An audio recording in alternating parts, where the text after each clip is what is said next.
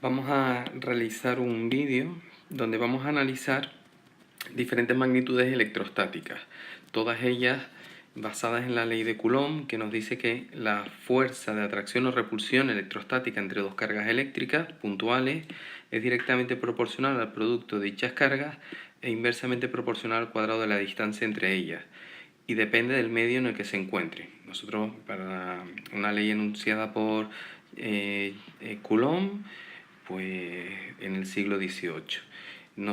Para nosotros el medio siempre va a ser el aire, y la expresión de la fuerza, bueno, vendría dada la expresión matemática, el resumen de lo que nos dice ese enunciado matemáticamente, pues sería algo de este estilo, donde Q1 y Q2 serían las dos cargas, D la distancia entre cargas, K es la constante de Coulomb, que tiene un valor de 9 por 10 elevado a 9 newton por metro cuadrado entre coulombios al cuadrado, y este es un vector unitario que nos va a dar en la dirección que une ambas cargas, y nos va a proporcionar también el sentido de dicha fuerza. Vamos a empezar a hacer el ejercicio.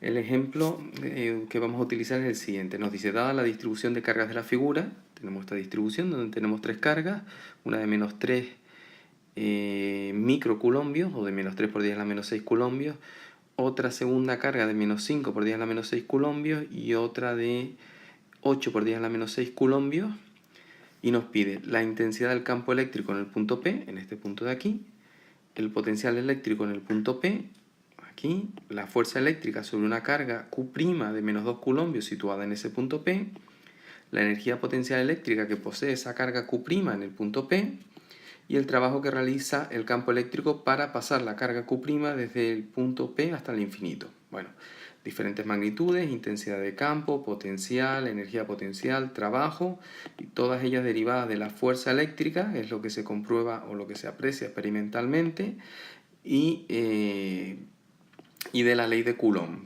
con la que podemos trabajar con la ley de Coulomb. Vamos a empezar con el primer apartado. El primer apartado nos pide la intensidad del campo eléctrico en el punto P.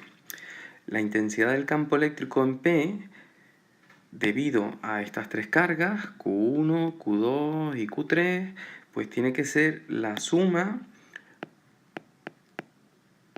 de los campos eléctricos producidos por la carga 1 en el punto P, más la carga 2 en el punto P, más la carga 3 en el punto P.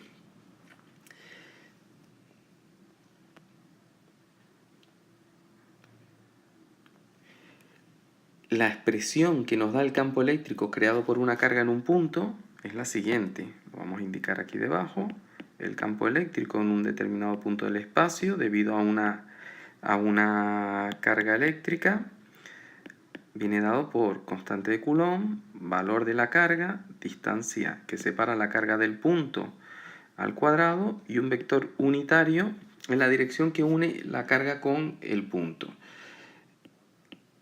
Y sentido, pues saliente desde la carga hacia el punto, el sentido desde la carga hacia el punto.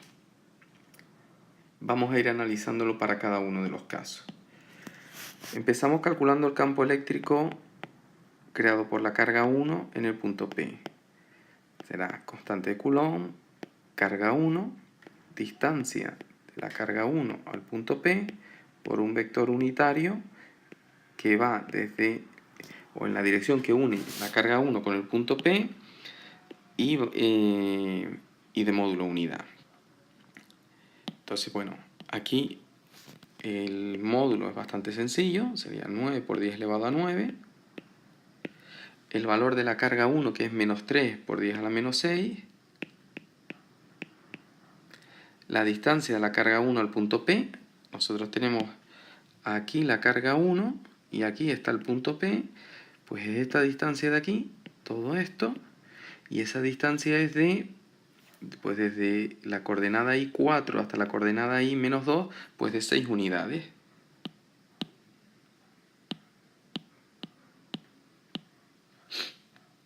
Aquí me faltó poner al cuadrado en esta expresión, vamos a ponerlo, y sería por tanto 6 al cuadrado.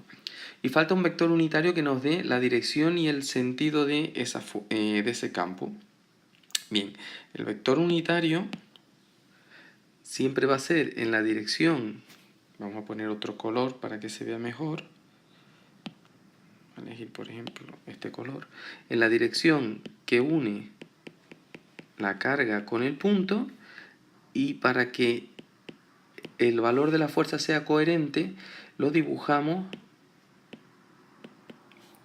desde la carga hacia el punto. Este sería un vector unitario en la dirección del eje Y, sentido dirección del eje Y, vertical, sentido negativo, pues en este caso el vector unitario sería menos J. En este caso es sencillo porque está en un eje y es bastante simple. Nosotros desarrollamos esta operación igual, y bueno, obtenemos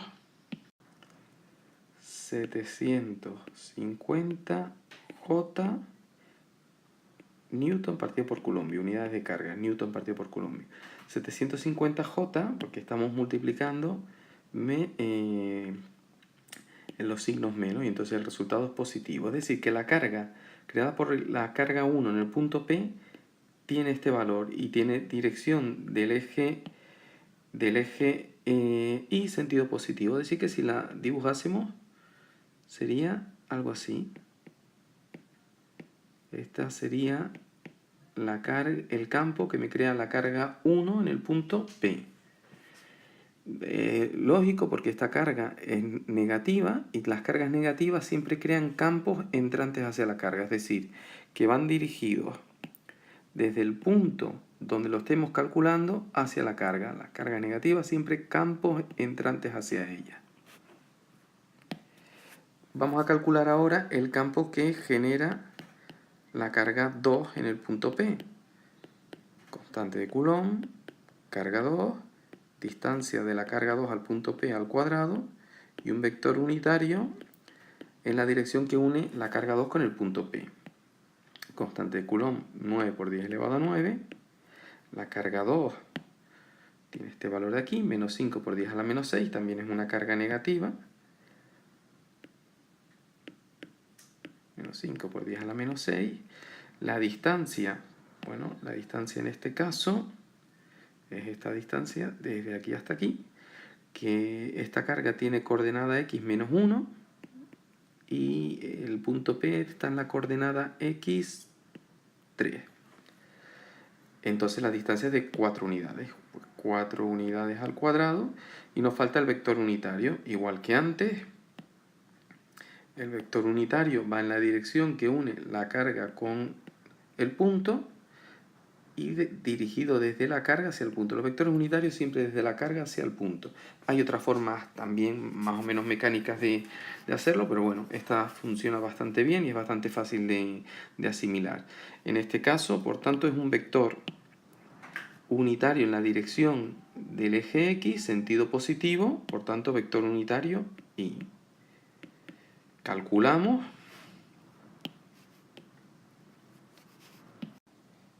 Y obtenemos menos 2812,5 I Newton partido por Coulomb. Resultado que me está indicando que el campo creado por la carga 2 en el punto P tiene la dirección del eje X, sentido negativo. Y bueno, pues un poco lo mismo de antes. La dirección es la del eje X, tiene que ser siempre la dirección que une, la carga, dirección que une la carga con el punto, siempre el campo en la dirección que une la carga con el punto, y sentido negativo. Sentido negativo, pues motivo el mismo de antes. La carga es negativa, y las cargas negativas siempre crean campos entrantes hacia ellas. Este sería el campo creado por la carga 2 en el punto P. Ya tenemos 2 de los 3 campos, vamos a calcular ahora el tercero. Ahora vamos a calcular el campo creado por la carga 3 en el punto P, que es constante de Coulomb, valor de la carga 3, distancia al cuadrado desde la carga 3 hasta el punto P, un vector unitario en la dirección 3P. Constante de Coulomb, 9 por 10 elevado a 9. Valor de la carga 3 la tenemos aquí y es de 8 por 10 a la menos 6. Positiva en este caso, 8 por 10 a la menos 6. Distancia al cuadrado. Bien, para hallar la distancia, nosotros siempre vamos a tener un triangulito rectángulo que sería cuya hipotenusa, cuando sea en diagonal, porque cuando es en línea la carga y el punto están en la misma horizontal o vertical, pues es bastante más sencillo. Pero cuando es en diagonal, pues siempre podemos trazar un triángulo rectángulo cuya hipotenusa sea pues la distancia desde la carga hasta el punto, y después trazamos los dos catetos, que serían las proyecciones verticales y horizontales de esa hipotenusa. Los catetos los conocemos. Este cateto de aquí lo voy a dibujar debajo para que quede un poquito más limpio. Este cateto, a repetirlo,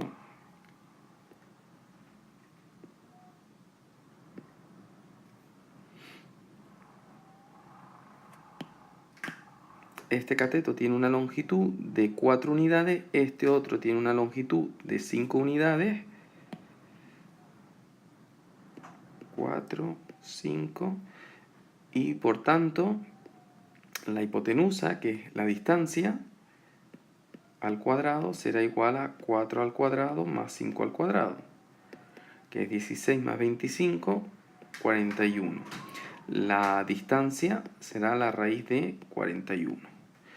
Aquí, en este punto, lo que me interesa es la distancia al cuadrado, pues me quedo con la distancia al cuadrado, que es 41. Lo ponemos.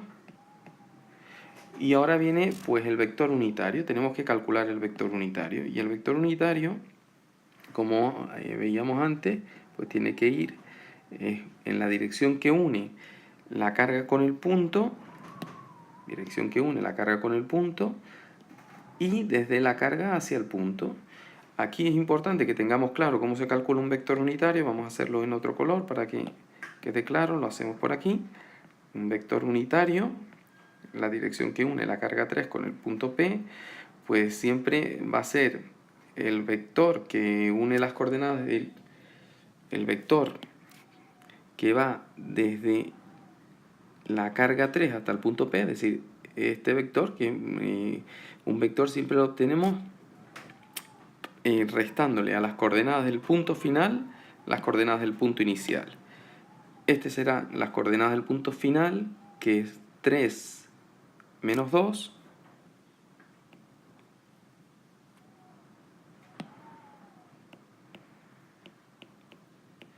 las coordenadas del punto inicial es donde se encuentra la carga Q3 inicialmente, que es 2 menos 2, 2, coordenada X menos 2, coordenada Y 2, y dividido entre el módulo del vector, que el módulo del vector no es más que esta distancia, raíz de 41, dividido entre raíz de 41.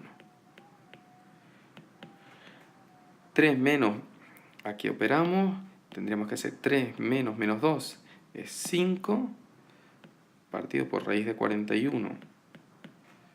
Y por otro lado, menos 2 sería menos 4, partido por raíz de 41 J. Ese sería el vector unitario. Es por eso por lo que tenemos que multiplicar aquí. Y nos quedaría 5 partido por raíz de 41 y menos 4 partido por raíz de 41 por J. Y finalmente, pues tenemos que hacer todos estos productos y vamos a ver qué obtenemos. Tenemos que multiplicar 9 por 10 elevado a 9 por 8 por 10 a la menos 6 entre 41 y multiplicarlo por la componente X, que es 5 por la raíz de 41, y la componente J, que es menos 4 partido por la raíz de 41j. Hacemos las operaciones y obtenemos 1371,28 y menos 1097,03 J. Aquí me está quedando un poquito apretado. Newton partido por coulombio. Bien, y nos vamos a quedar con este resultado. Lo que nos falta es, pues ahora, sumar los tres campos. Vamos a reducir y a limpiar un poquito la pizarra y pasamos a sumarlos. Pues aquí un poco lo tenemos, ¿no? Los valores de los campos obtenidos. Las representaciones gráficas, estas representaciones gráficas no están del todo bien, no están hechas a escala, solo intentan un poquito representar la dirección y el sentido. Ahora añadiremos una imagen donde sí estén bien. Esta sería el campo creado por la carga 1 en el punto P. Recordamos siempre la dirección que une la carga con el punto, y como la carga es negativa, desde el punto P entrante hacia la carga. Campo creado por la carga 2 en el punto P en la dirección que une la carga 2 con el punto, y como la carga es negativa, entrante hacia la carga. Y campo creado por la carga 3 en el punto P en la dirección que une la carga con el punto, y como la carga es positiva, saliente de la carga hacia afuera. Tenemos aquí los valores, ya lo único que queda es sumar. Y bueno, evidentemente tenemos que sumar. Por un lado, aquí hay un error, esta es en la dirección del eje X, por tanto eso no es J, sino Y, vector unitario Y. Entonces tenemos que sumar, por un lado, las componentes en la dirección del eje X, que sería esta de aquí y esta de aquí, y por otro lado las componentes en la dirección del eje Y, que serían esta y esta otra. Hacemos la suma y obtenemos menos 2812,5 más 1371,28, que es menos 1441,22 vector unitario Y, y después por otro lado 750J menos 1097,03J menos 347,3 menos 347,3 J Newton partido por coulombio. Ese sería el campo total en el punto P. Lo vemos en una gráfica mejor. Y aquí lo tenemos, porque ahora estos campos sí están hechos de manera proporcional y con programita de matemáticas que nos los da bien, están bien representados, y este sería el campo total. Vemos que el campo total tiene una componente en la dirección y sentido negativo del eje X y otra en la dirección y sentido negativo del eje Y. Lo vemos, va hacia la izquierda y hacia abajo, dirección negativa del eje X, dirección negativa del eje Y. Bien, pues este es el campo. Vamos a pasar a calcular ahora el apartado C. Nos saltamos el B de momento, vamos a calcular primero el C, que está directamente relacionado con este valor del campo. Y el apartado C nos pide la fuerza eléctrica sobre una carga Q' de menos 2 coulombios situada en ese punto P. Bueno, nos saltamos el B pues porque vamos a poner aquí la carga Q', de menos 2 coulombios. Nos saltamos el B, pues porque el C se hace directamente. Si yo conozco el campo en un punto del espacio y quiero hallar la fuerza eléctrica a la que va a estar sometida una carga en dicho punto, pues lo único que tengo que hacer es saber la relación entre la fuerza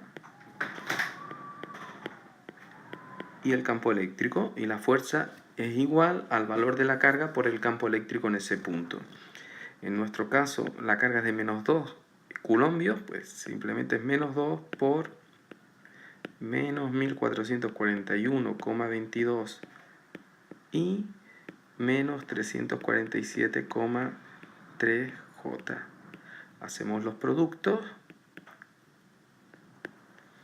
y obtenemos 2882,44 y más 694,6 J Newton, porque ahora estamos hallando una fuerza. Bien, como vemos, la fuerza tiene una componente en la dirección del eje X sentido positivo y otra componente en la dirección del eje Y sentido positivo. Tiene la misma dirección que el campo eléctrico, pero sentido opuesto, y evidentemente el módulo ha cambiado porque lo estamos, pues en este caso, duplicando, multiplicando por 2. Sería algo aproximadamente así. Vamos a ver qué tal queda. Algo más o menos así. Así sería la fuerza sobre la carga Q', más o menos. Este apartado lo podríamos haber calculado aplicando la ley de Coulomb para calcular la fuerza que hace la carga 1 sobre la carga Q', constante de Coulomb, valor de la carga 1, valor de la carga Q', distancia al cuadrado, vector unitario, desde 1 hasta la posición que ocupe la carga Q', que es el punto P, y aquí sería distancia desde 1 hasta P, porque la carga Q' se encuentra en el punto P. Podríamos hacer lo mismo con la carga 2 y la fuerza que actúa la carga 2 sobre Q', la fuerza que actúa la carga 3 sobre Q' y sumarla, pero evidentemente es mucho más largo. No hay que perder el tiempo si conocemos el valor del campo en ese punto. Otra cosa es si no conocemos el valor del campo en ese punto. Si conocemos el valor del campo, siempre valor de la carga por el campo en el punto donde se encuentra la carga. Y ya tenemos contestado también el apartado C. Vamos al B. Bien, dejo los apartados B y D porque igual que antes están directamente relacionados. El apartado B pide el potencial eléctrico en el punto P y el apartado D la energía potencial eléctrica que posee la carga Q', la carga Q' anterior de menos 2 coulombios. Bueno, el potencial eléctrico es una magnitud que de alguna forma mide la energía potencial eléctrica que tiene por unidad de carga positiva en un punto. Entonces, para calcular el potencial eléctrico en el punto P, tenemos que sumar las contribuciones de potencial de cada una de las cargas en dicho punto. Es decir, potencial que me crea la carga 1 en el punto P, potencial que me crea la carga 2 en el punto P y potencial que me crea la carga 3 en el punto P. Son magnitudes escalares y por tanto su cálculo es un poco más sencillo. El valor del potencial en cualquier punto del espacio, el potencial creado por una carga en un punto del espacio, viene dado por constante Coulomb, valor de la carga, distancia de la carga al punto, y ya está, en una magnitud escalar, no hay que hacer ningún otro cálculo. Pues empezamos. Calculamos primero el potencial que me crea la carga 1 en el punto P, sería constante Coulomb, carga 1 y partido por la distancia de la carga 1 al punto P. 9 por 10 elevado a 9, carga 1 menos 3 por 10 a la menos 6, y la distancia de la carga 1 al punto P, pues de 6 unidades, ¿no? De coordenada I4, coordenada I menos 2, pues 6 unidades, dividido entre 6. Bien, pues hacemos la operación y obtenemos menos 4500 voltios, unidad de potencial, el voltio. Potencial creado por la carga 2 en el punto P, constante de Coulomb, carga 2, distancia de la carga 2 al punto P, sería 9 por 10 elevado a 9, el valor de la carga 2, menos 5 por 10 a la menos 6, distancia de la carga 2 al punto P, esta distancia es de 4 unidades entre 4. 9 por 5, 45, entre 4, 11,25 por 10 elevado a 3, sería menos 11.250 voltios. Y por último, potencial que me crea la carga 3 en el punto P, constante de Coulomb, carga 3, distancia de la carga 3 al punto P, que es 9 por 10 elevado a 9,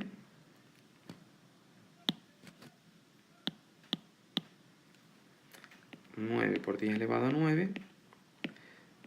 Carga 3, 8 por 10 a la menos 6. Y la distancia la hemos calculado previamente, la tenemos de antes. Esta distancia desde aquí hasta aquí, veíamos antes que era raíz de 41.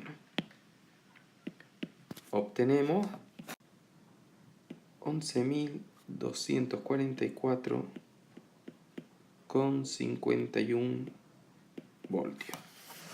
Potencial total, vamos a hacer esto un poquito más pequeño.